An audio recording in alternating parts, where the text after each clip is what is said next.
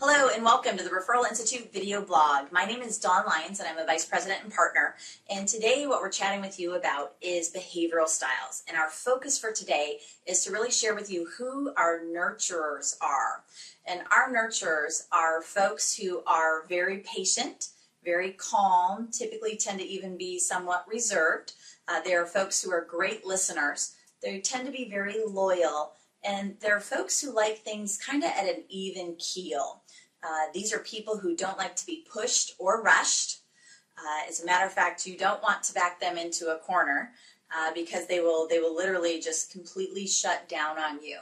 And when we look at referral marketing, referrals are all about long-term relationships. I have to share with you that nurturers are some of the best referral marketers, and I wish you all would give yourselves more credit because you really do have the patience to develop long-term relationships, and you tend to go very deep in your relationships, meaning you know these folks' personal goals, you know what they want to do with their lives, you know all about their families, and that's a connection that is really powerful in the referral relationship.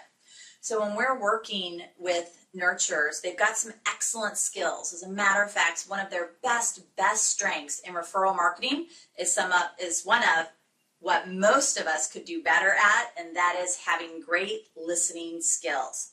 Nurturers are great listeners, which means they tend to give a lot of referrals because they're constantly listening to people's problems or issues or concerns.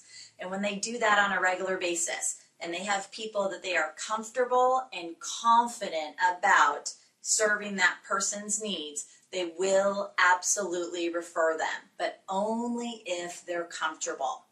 So those are some of their strengths while networking. Some of the things that they may want to work on is actually diversifying their network a little bit.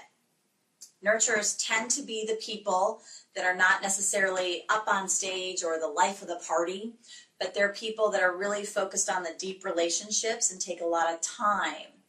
In diversifying your network, one of the best things a nurturer could do is become a great referral partner with someone who's a promoter, which we talked about at the last video blog, just to be able to have that person out there really talking very highly about the nurturer and getting a lot of buzz going on.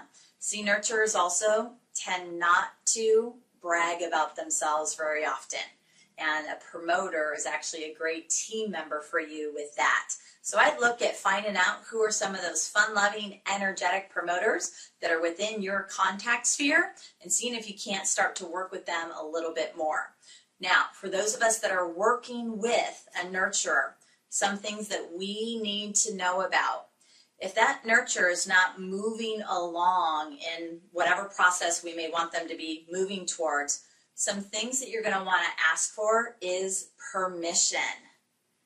That may sound funny to those of you that are really fast-paced that are out there, but I promise you this, when a nurturer feels comfortable and confident with what the next steps are, and they're ready to move, they will continue to move through whatever process it is that you need them to move through.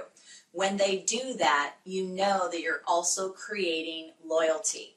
So I'm going to ask that the fast-paced people be a little bit more patient when working with the nurturers, allow them to get comfortable in the process, and I promise you they'll want to develop a long-term relationship with you, which is only going to result in more referrals for you.